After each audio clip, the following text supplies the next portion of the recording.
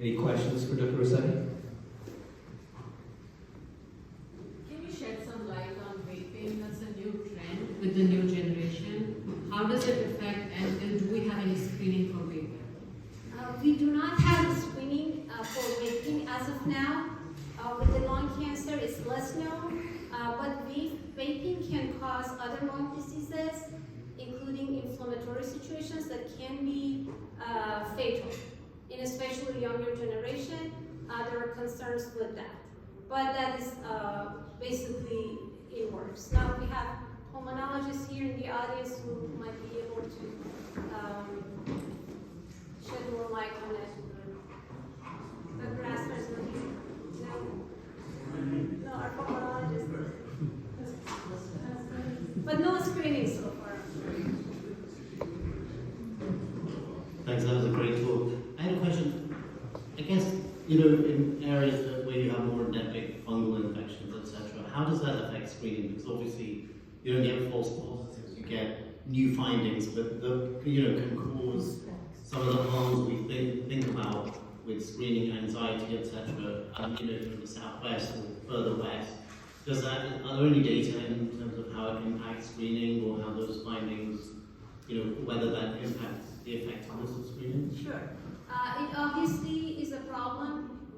Like I was in Ohio and they were telling me they have so much problem with certain people believe that just read the scan FEDs, say that there is this disease, and try to focus on more ominous findings. It's easy to say, it's difficult to do. We also have a lot of limited resources here. The other way of doing, that's what we do, we remove the patients, but we contact the physicians and let them know that this is the reason we remove them, but you follow them because they are at risk. But at a lower rate, because if I look at something, I want to give a low rest to study that patient has active disease, any kind of pneumonia, not just the fungal diseases. We have to give them 0, meaning that part of the lung is covered. But when you give 0, that means patient has to come back in 3 months. And then you have certain patients, every 3 months they have to come back. It is not needed. So the best way is you remove them, you contact the physicians and let them know that they have to be treated for their underlying disease. But if it turns into granuloma, like old sequela, when you have a baseline, then you know how they look like. And then if the disease is not active, then after that disease, you can keep them in the program, you can scan them like any other patient.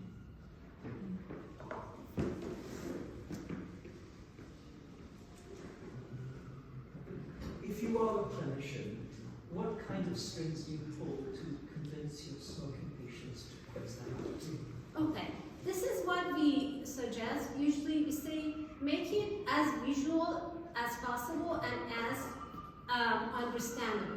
Because a lot of these people may not be from like a level of higher education. One thing that we did in other institutions, they let the patient come in and look at CT scans. And then you point out to them, this is what I'm looking for. And these are the benefits on this test, and don't worry about the basically positive results. And also, you tell them that you can find other things that can help to elevate your health. The other thing is not at the level of a physician, it's a higher level of strategies. Let's say there are patients who want to come to get to the hospital, and they can't pay out of their pocket, because the test itself is free, but getting to the hospital is another thing in its own, and then some of them have to drive 2 hours. So these things, it goes back to the state environment in the US, and unfortunately it's probably very difficult to implement in other countries. Have you prescribed nicotine patches or gum or the inhalers or Chantix? Any of those? So I'm a radiologist. Yeah, I don't, but I know that this is a way of basically getting people into, and I can assume it's not. Thank you so much, Dr. Rossetti.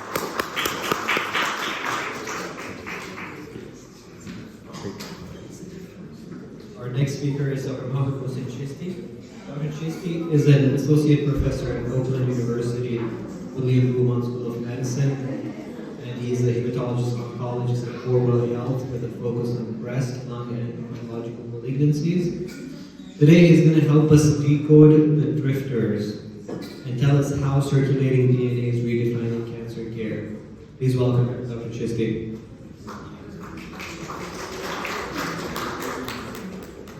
Assalamu alaikum. I'm very excited to be here, and especially seeing my mentor, Dr. Qazi, here, and a lot of my colleagues. Some I met after residency, believe it or not.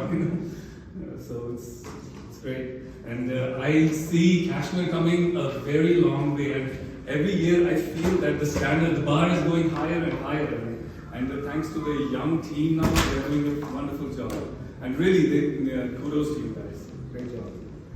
So I chose this topic because, like you see I know everybody must be very tired right now, like in the afternoon and kind of towards the end of the session, but I'll try to keep it very calm, and I know there aren't many oncologists in the room. So this is kind of something very new in oncology that we are going very molecular, like in everything else.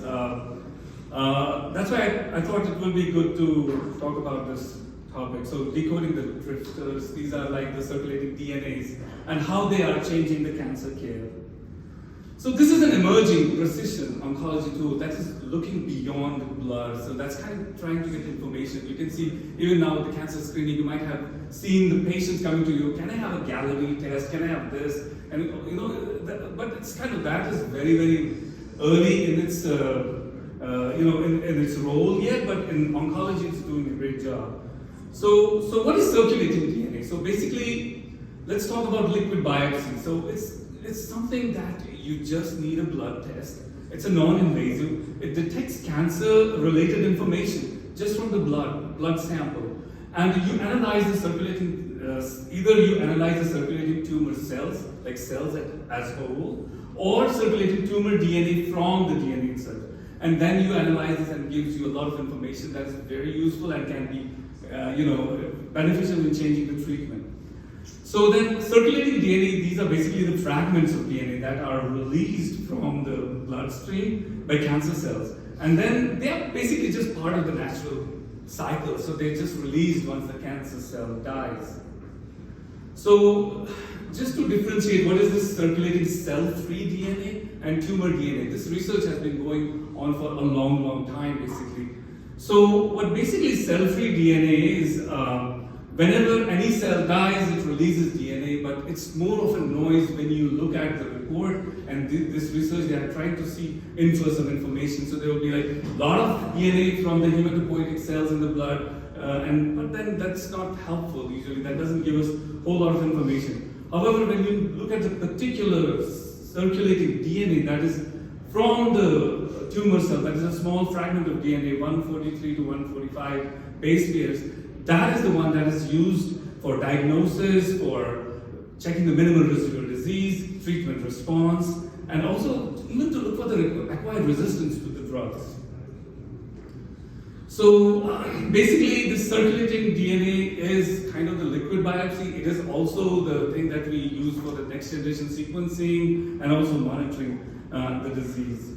So it's the real-time analysis, like exactly within 1 or 2 hours, like that's the lifespan of the circulating DNA. So you get that information right away. What is the exact thing going on at that particular time?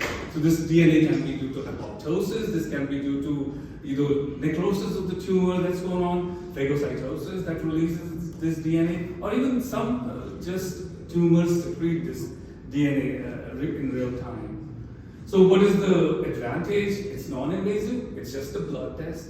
And it avoids invasive procedures, and you can do it multiple times.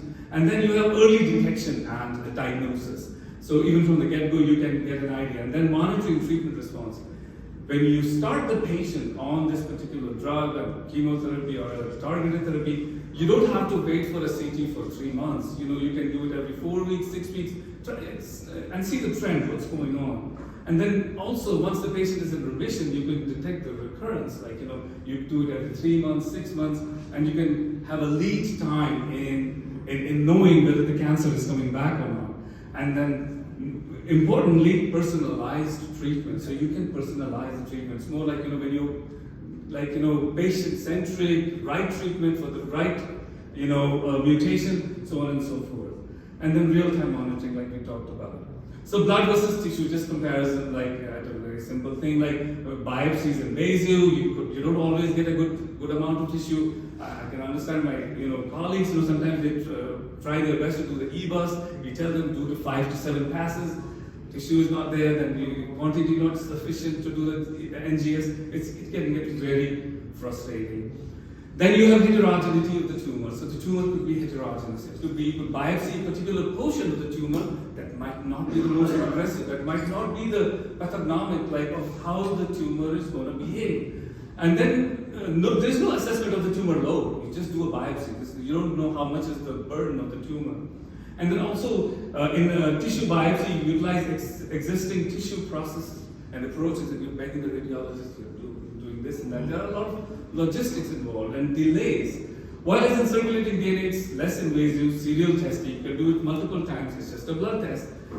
Better representation of the tumor, and also metastatic heterogeneity of the tumor. If the tumor is more heterogeneous, you get more clones and you can analyze them well. And then also quantitative analysis, like the tumor burden, like we know if it's showing this million molecule of tumor, it's going to be a higher load of tumor. And it just requires special processing, and there are quite a number of labs in the country that are doing this. So just to show an example, so if you look at this, this slide, so I'm just showing metastases in a liver in breast cancer patients. So if you look at this, not all metastases are same. Some are growing faster, some have different mutations, some have, some have different clones. So then when you analyze it longitudinally and you monitor this with the help of circulating DNA, you can see that, different clones over the period of time show different progression. So this is very important in breast cancer. I mainly practice breast cancer. So for instance, when we have a patient progressing on the endocrine therapy, we just do a circulating DNA test to check for ESR1 mutation, and that's all we need. We don't need a repeat biopsy. We then put them on a different drug like LSS or something like that, which is an oral therapy. So this is kind of gaining a huge momentum and impact at this time. So, but not all, there are downsides sides to the circulating DNA as well. But like for instance, not all the cancers can be secretors. Sometimes you can miss peritoneal disease, the leptomeningeal disease, the brain, those are the places where it's kind of sometimes, even lung is kind of lower. If you look at the different cancers that are shown there, so bladder, colorectal, gastroesophageal, ovarian, pancreatic, they're all kind of high secretors and you can detect them, but some of them like thyroid, gliomas, even prostate, that's kind of lower.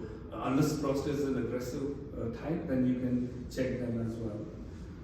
So it also depends on the factors that affect the circulating DNA level, also depends on the timing. Sometimes, immediately after chemotherapy, or maybe sometimes, depending on the disease site we talked about, like liver is greater than lung, so on and so forth, and also burden of the disease, if the burden is high or low, and disease status, and also the type of the tissue, like for instance squamous and adenos are secretors rather than mucinous. Mucinous cancers are less circulating DNA.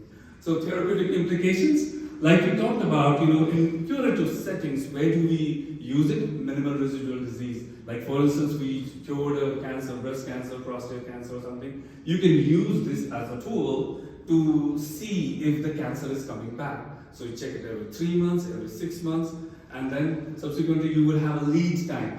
Do we have any importance, or is this in the guidelines? No, but it's something new that we are adopting. But we kind of know, like I'll explain, predictive value of this test as well. In the metastatic settings, so where do we use this? We use it for monitoring the response to the treatment. We use it for documenting the remission. We use it for checking the resistance, new mutations, and so on and so forth. So We always talk about, like, to our patients, like actionable mutations. We're always, like, hitting the jackpot, like looking exactly what we need, like that very particular mutation. So this is a test that can have a lead time over biopsy if we send it. Sometimes biopsy, NGS, when you send it to Caris, Tempus, all those labs, it could sometimes even take like 3 weeks, 4 weeks, but this is faster. Within 10 to 12 days, you get a result, EGFR mutation. Okay, this patient doesn't need chemotherapy. We already know chemoimmunotherapy given upfront to an EGFR mutant lung cancer is not the right thing. We have to rather give them the right drug. But at the same time, as a treating physician, when you're waiting for the NGS to come for 3 weeks, you cannot get nervous and the patient is getting short of breath, it's effusion, you just want to jump and start the treatment. Also tumor mutation burden we talked about. Sometimes TMB is a very helpful tool that is important, and you can get this from these circulating DNAs. MSI high. We all know, like, there was like amazing that news, like, all these colorectal cancers that have MSI high, they all went cured, like went into remission. So you can get this from this circulating DNA. You don't have to wait for the biopsy test. And then fusion detections and other methylations as well. But what you don't get from it is the immunohistochemistry. So because immunohistochemistry is more like staining of the cell. So you have to stain the cell, look at it, and that's not possible from this technology. So there is still relevance of the tissue. It's not like something that's going to replace the tissue. It's an adjunct. It's something useful tool. But at the same time, you still need the staining, for instance, for HER2 stain, IHC staining of HER2, IHC staining for MET and PD-L1, which is so important. We don't have a test yet for PD-L1, in circulating DNA. There is a company, Circulating, they're trying something. They're claiming that they can find this PD-L1 from the ctDNA, but it's not yet standard. So we can check point mutations, NGS, and comprehensive panel. I will not go into detail. So there are two approaches basically when we use circulating DNA. One is the tumor naive approach, so where you just check everything. So one of the companies, I don't get any money from them, but I have to quote these are the national labs, like Garden 360. So it uses tumor naive technology. It just checks all the mutations that are there in blood. So the other one is tumor informed. So where you basically take a tissue and then you kind of create a signature of that tissue. And then you use that for analysis periodically to see minimal residual disease or recurrence, so on and so forth. They have very high sensitivity, and their application we'll talk about in a bit. So these are the current companies that are trying this. Signatera is the leading company in minimal residual disease, and Guardant is maybe the tumor naive type of diagnosis. What are the current limitations which we face as oncologists? So, like I said, imaging. There's inability to detect micrometastases. So we always want to go molecular, like to the basis. Like, is this really a real remission, or is this really a real cure? So, an ability to detect micrometastases is one of the things that we need to have a different test. Another thing, we were just talking about the exposure to radiation. I know you were comparing to bananas. I was thinking how many CT scans are really dangerous for a patient. There are so many different studies and so much different data. I don't know what to tell the patient exactly. But again, so exposure to radiation is real. And this could save, like if we are at that point in this research or in this paradigm shift of diagnosis, we could say we don't need a CT scan. We just can know from the blood test alone that the patient is either recurring or is in remission. Then clinical pathological characteristics, so risk features that are like shown to us, like we sometimes get PAT-CR. We get very excited in breast. Oh, this is a triple negative breast cancer, PAT-CR, and then 3 months later there's a liver met. But I'll show you the study that shows basically PAT-CR, this is much better than a pathological CR of the tissue after neoadjuvant chemotherapy. And then again, certain biomarkers that we have available. Think about CEA, CA19-9. Somebody has a liver problem, little bit CA19-9 is already elevated baseline. So then, you have other, like same thing about CA125 And some CA19-9, again, there could be an anti-Lewis A antigen type of blood. 10% of Caucasians are anti-Lewis A, and they don't produce CA19-9. So again, there are shortcomings of those markers. So this could be something worthwhile. So coming to the minimal residual disease. So circulating DNA, again, like we mentioned, is this DNA useful in documenting MRD? Yes. So what they do basically is they select actually 16 clones that are very, very common in the tumor. And these clones are then monitored over time. So initially, for instance, neoadjuvantly or before giving the treatment, this clone is high. Then after the surgery it goes down. You kind of are confident to say the cancer is not there. So similarly, after the chemo, if Signatera or circulating DNA is negative, then you're confidently saying that it's really working. So it's used in neoadjuvant settings before the surgery. Colorectal colleagues can do it before, or and then after the surgery, if it's negative, it just gives you the confidence whether it's if there's any micrometastasis present or not. Similarly, once they are being monitored over 3 months, 6 months, subsequently, if it shows positivity, it's real. It's not like a CEA or something. Its positive predictive value is close to 100%. So then you can see earlier responders, so on and so forth. I'll talk about in a little bit. So this is how the report comes. Like for instance, this is a patient. Initially, it was like it was high. It says mean tumor molecules, and then subsequently the patient's getting treatment and then goes to 0. Scan might be showing still some scar tissue, not sure maybe. So then if you look at the data, it's so impressive. If you look at the colon, the circulating DNA negative had relapse-free survival that was very highly significant. Hazard ratio of 43.5. Where do you find these hazard ratios in your research? So same thing about the breast. You will see the relapse-free survival with hazard ratio of 35.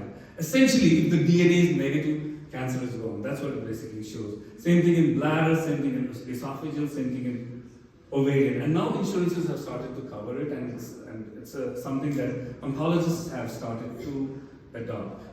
But positive circulating DNA without further treatment has predicted a relapse of greater than 98%. So essentially, it's real when it is positive. So unmet needs in colorectal cancer. So I just selected just an example like this cancer, because there's a lot of research that has been done in this circulating DNA in this disease particularly. So 80% of the colorectal cancers are cured by surgery alone. So then we used the MOSAIC trial that was published in 2008. They used these are the criteria: large tumor, aggressive tumor, the surgeon was lazy, didn't do enough lymph nodes, things like that, and then just we come up with somehow a formula and say, okay, this stage 2 needs a chemo and this stage 2 does not. And then we scratch our head 6 months down the road that the other stage 2 we decided not to give chemotherapy, ended up having a liver met, and now what did we miss? So this is an unmet need. So there was a trial, Altair, Vega, and all those trials. There were mostly bespoke trial in US as well. They were done in Japan and here. So they basically saw that if after the surgery, circulating DNA is negative, and they did not give them chemotherapy, the survival was same as that got the chemotherapy. I'll show you. So basically, neoadjuvant surgery, we talked about this. So here's the thing. So circulating DNA was a strong prognostic factor in disease-free survival at 4 weeks post-surgery. So this was published in 2023, so a little over. There's the new data that was presented this ASCO in June. I did not include that, it's more complex. And then if you look at this high-risk stage 2 and those that had circulating DNA positive, their disease-free survival was much, much worse. And then similarly in stage 3 and stage 4. So bottom line, here's this interesting graph that shows high-risk stage 2 and stage 3 that basically that were given chemotherapy probably did not need chemotherapy, just because we felt based on the previous data that chemotherapy is going to help in this stage 3 people, they did the same as those that did not get chemotherapy based on the negative ctDNA. So negative ctDNA probably tells you a lot of information that you could avoid this toxic chemotherapy that causes long-term neuropathy. Same thing, disease-free survival with breast and colon and others. So pursued by patients. Patients are very excited. They come like they wait for this test. 73% reported like it reduced anxiety even for waiting the scan for 3 to 4 months. They felt that this information was very compelling and they would continue doing this, and there was a value added to this. I'll give you like an example. I had an 80-year-old female and she felt like she doesn't want chemotherapy. She had stage 3 colon, she came with obstruction, all features that she needs chemotherapy. But she chose, I told her let's do a ctDNA, it came negative, and now it's 2 years, and this was done in like 22, it's 3 years, she's still free of disease, never got it back. So the way that another case where I wasn't able to find on a CT scan the disease, but the circulating DNA was positive. On a PET scan, it appeared like probably, it appeared in a muscle. So metastasis was in muscle. I couldn't even imagine. So maybe it was the only thing that I made sense of it is maybe this was because of the seeding due to a biopsy. And then we treated him and he's still doing fine. So we watch his DNA. So I know I'm short of time right now. So another interesting case I want to real quickly talk about is this one. So this is 69-year-old female. She came to with stage 3 breast cancer. So we treated it with neoadjuvant chemotherapy. The PAT-CR was like negative, like 0, like complete response. And then she was being monitored, and she didn't have any evidence of disease. We did the CT scans and PET scans as well. But she came to, she was continuing to have fatigue and not feeling well. She came to ER with seizures. And before that, we did a Signatera test just out of, curiosity to see, to find anything, because cancer was not there. Interestingly, the Signatera came positive, and she unfortunately had leptomeningeal disease. So just showing some importance in clinical practice, how this is going to change things. Same thing, unmet needs, where we, again, last, I want to touch on the immune checkpoint inhibitors. What we see is sometimes pseudoprogression on the scans. And this pseudoprogression is so frustrating, it's so annoying. It's just don't know what to tell the patient. Are you progressing? Are you in remission? And then this is the test that really helps me there. If it was high in the beginning and the circulating DNA has gone down and it's going down, I tell them, don't worry, this looks like a pseudoprogression. We can repeat the scan later on, we can continue monitoring. And again, you can detect early responders. There are like 16 to 20% of the lung cancer patients or other types that are very early responders of immunotherapy. They do so well that they don't need to continue for too long. Maybe 2 years after that, we could stop treatment. We don't have to put them into adrenal crisis and hypothyroidism and all sorts of itis. So something to think about. So I would not go into the details of this data. So essentially same thing, this is all showing overall survival benefit, 100% overall survival in people that clear the circulating DNA as compared to those that don't. So this was an interesting case report that we did very early on in 21, we were early adopters of this. So we used this as a tool for a nasopharyngeal carcinoma, we published this. And then we published some retrospective data on lung cancer patients, and then also in breast cancer, triple negative mainly, and also in the non-colorectal, because colorectal is a lot of data, so you can find it, and also in gynecological malignancy, mainly in ovarian cancer. So bottom line is, from our data, or any data that you see now, it's like there's like a rampage of this data now, if you see. So all of this data basically shows this, things are changing, we are moving forward, we are going molecular. And now they are using, these companies are also adopting AI into this, and they give you, like when you see the report, and they will tell you like matching with the trials, matching with the, mutations, and so on and so forth.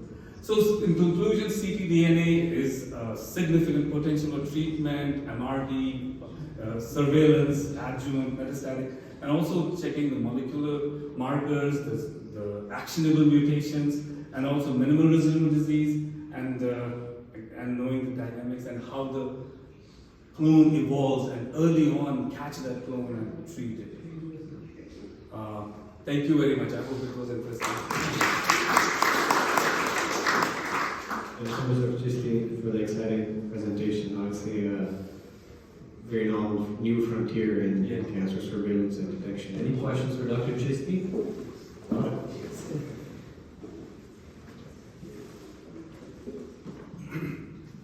Thank you, Dr. Chisti, for this amazing presentation. I just wanted to ask, do you feel there is a way we can detect germline mutations using ctDNA? Yes, so we always detect germline mutations, but we don't know if they are germline. So for instance, many times I get a report that shows there's a BRCA mutation, CHEK2, PALB2, ATL. So, but we don't call them germline. We send a separate request to check the germline. We send like so most of these companies like Signatera, they have another like test that we separately send blood for germline. But it does detect them, but it doesn't diagnose them. You get my point? Because sometimes there could be somatic BRCA, somatic CHEK2 in the tumor only, not the germline, not from our hand.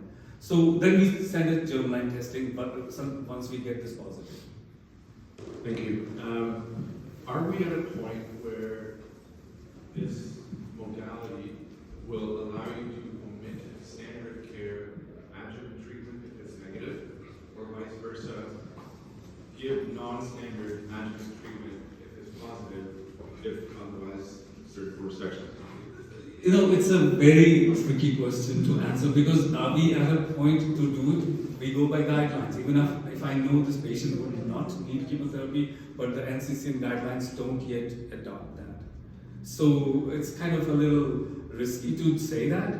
But yes, it is going to be something of that sort because it's very compelling data. It's just that they need more data. Every single trial right now that's going on are using ctDNA as another data set, another test to prove this. But for colon and all, I mean, data is really strong. I mean, it will probably be one of the things that will happen sometime. I don't know. But definitely a lead time is frustrating because you know your patient is recurring and he's relapsing, and then you're waiting for a scan, maybe 8 weeks, 12 weeks to do it.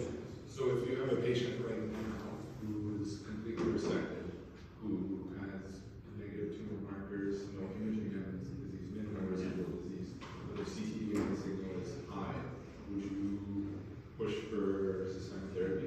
Yes, in colorectal for sure, in triple negative for sure. I'll tell you, for instance, I had a patient last week, like triple negative breast cancer, went for neoadjuvant, post-surgery, circulating DNA is positive. So just doing pembrolizumab is not enough. I know it, it's like 100% real. So I added Zalora to this, so I will monitor it. So yes, it does have an impact, but not a very clear or standard impact.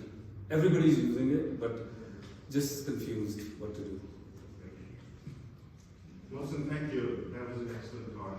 I have heard a lot of executives use stem surgeons. Lazy is not one of them. It was just to wake them up. I know.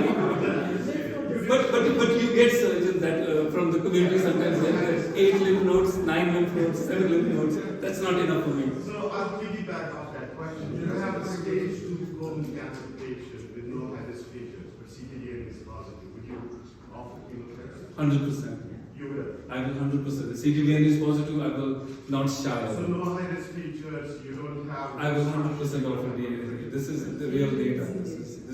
This ASCO, I don't know if you saw some of it. No, I did see that. We're using ctDNA in rectal cancer. Actually, there's a high concurrence in rectal cancer patients to guide their, TNT, especially when you have to define complete clinical response. But no, I share your passion for ctDNA. This is really the gift of God when it comes to cancer care management. But yeah, I have to make that comment. You didn't throw a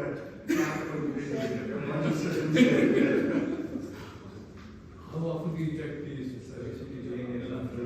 It's different for MRD, it's different for metastatic disease. So metastatic disease, 4 to 6 weeks. then they are an immunotherapy or targeted drugs. So we check it every 4 to 6 weeks. For MRD, like for instance, breast cancer, triple negative was like, or something high risk colorectal cancers, 3 months, 6 months. It's super. There's no. The studies are still looking at it. What's the right thing? And for how long do you take it? A minimum 2 years, but that's the highest risk of cancer coming back. So minimum 2 years.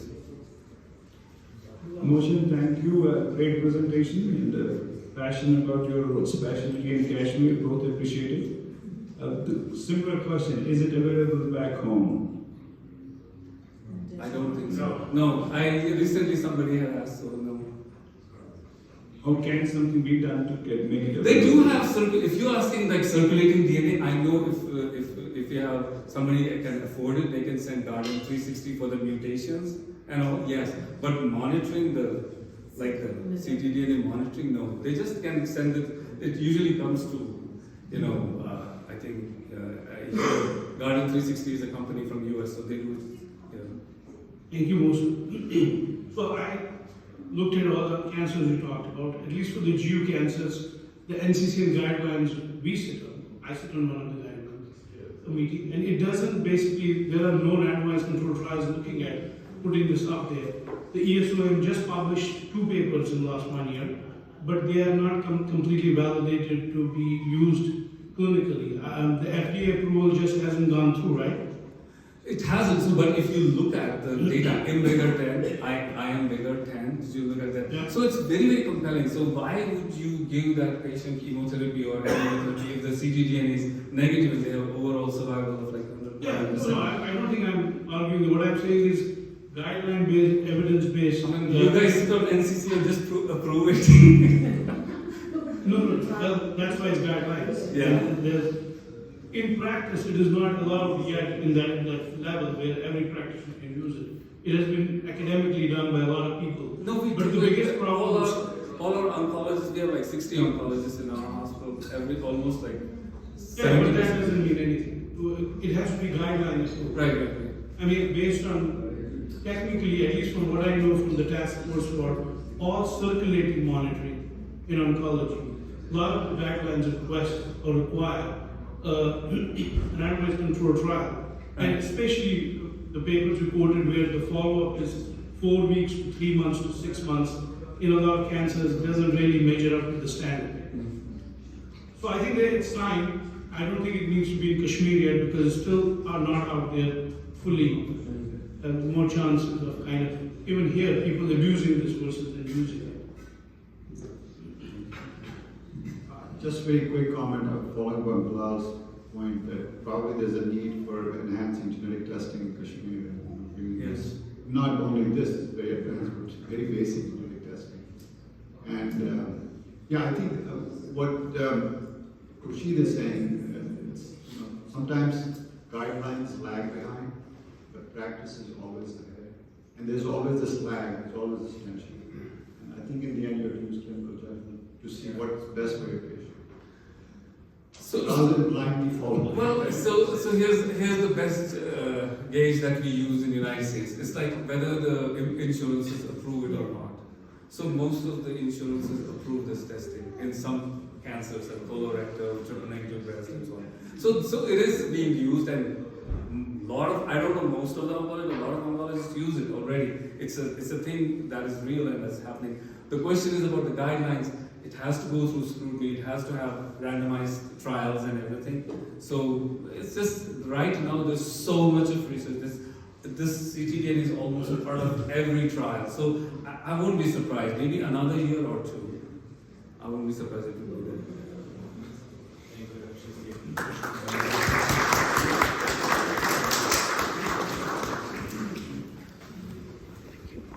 Last but not least,